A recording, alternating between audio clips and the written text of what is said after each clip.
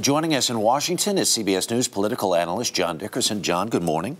Good morning, Harry. I'm going to go back to the 60 Minutes interview last night, in case people didn't get a chance to watch it. The entire thing is on the website. It's really worth watching.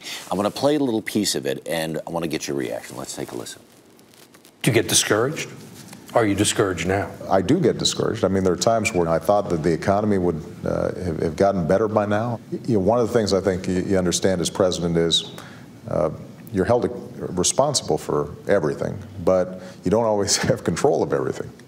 It's so interesting because over the last several days, and this was recorded then just Thursday before the president took off on his trip to India and into Asia.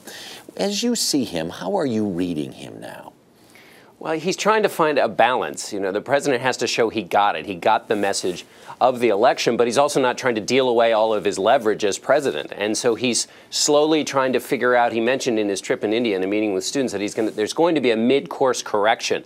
But in making that change, in recognizing this shellacking, as he called it, he has to still sort of hold some power and leverage and not just say everything that I did for the last more than a year and a half was in the wrong direction. Well, let's talk about this then, what the president and what the Republicans may or may not have in common, because many of the Republicans were on the Sunday talk shows and they said, well, you know, we're going to look for common ground or things we may be able to work together on. Let's start with earmarks. That's right. They've said they're happy to work with the president, which means at this stage they're happy to have him agree with them.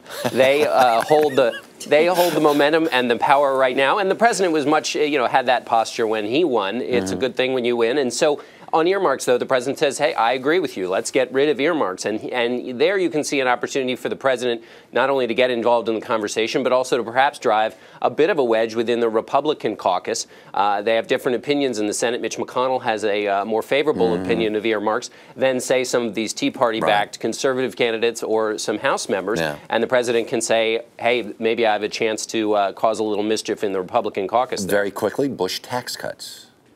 Well, the president signaled some warming, but he said there's got to be a way to pay for it. Again, trying to put pressure on Republicans to say, if you want to spend $700 billion, you've got to find the cuts, make them own those cuts, which are painful and might be quite unpopular. I want to move over to another subject entirely. Nancy Pelosi, the Speaker of the House, will lose that job. She wants to continue as minority leader. If you're a Democrat or a Republican, Republicans must be dancing in the streets. They are. They used to talk about firing Nancy Pelosi before the election. Now they have a sign up in front of headquarters saying, hire Nancy Pelosi. She's not popular, and she represents this notion that Democrats don't get it, that they didn't get the message of the election. And so for Republicans, that's wonderful. The fact is, in the House for Democrats, the majority of the Democrats support her. So there's not much any Democrat in the middle can do. There just aren't those moderate Democrats left in the House caucus to change that vote. John Dickerson on a Monday morning. Thank you very much. Do appreciate it. Thanks, Harry.